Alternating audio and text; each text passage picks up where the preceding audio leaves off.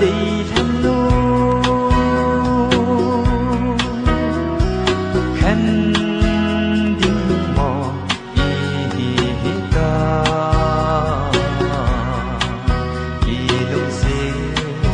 vang se ai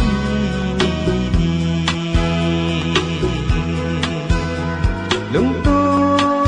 mol sona agam gata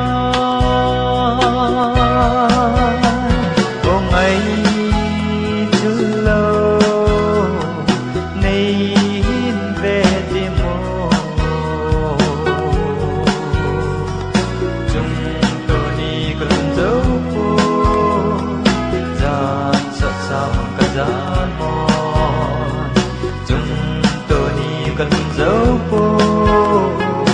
ra sắp xa mang cả giá mòn có gì lúc ngờ có lại gì là đã vì gì nghe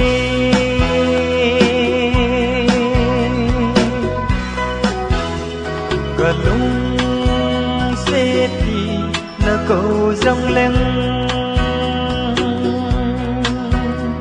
rằng góp giá lại tần y để lâu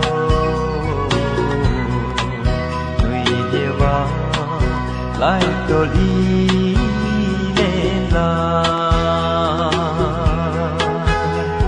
ở đây thì bôi và lòng lại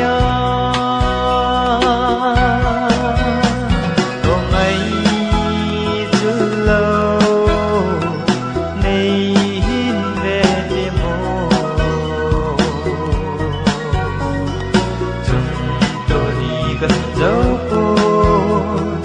ra sắp xong cả giá mòn chúng tôi đi gần dấu phố ra sắp xong cả giá mòn và gì lúc mà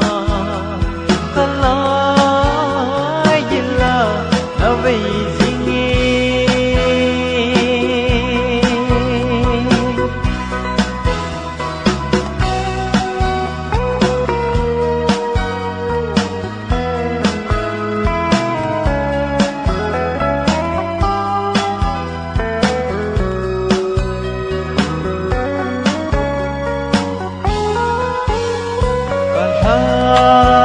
dấu buồn hôm ấy chưa lâu lại đắng chẳng đi cả thờ thấy mô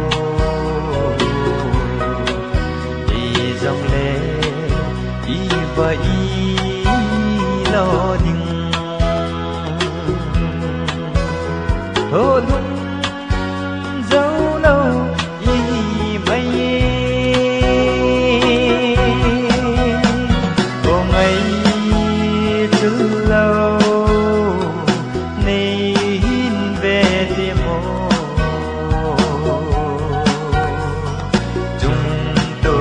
gần dấu phố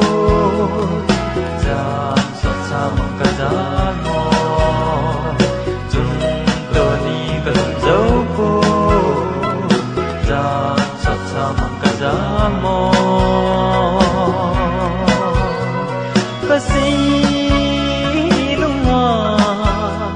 có lại gì là đã vì gì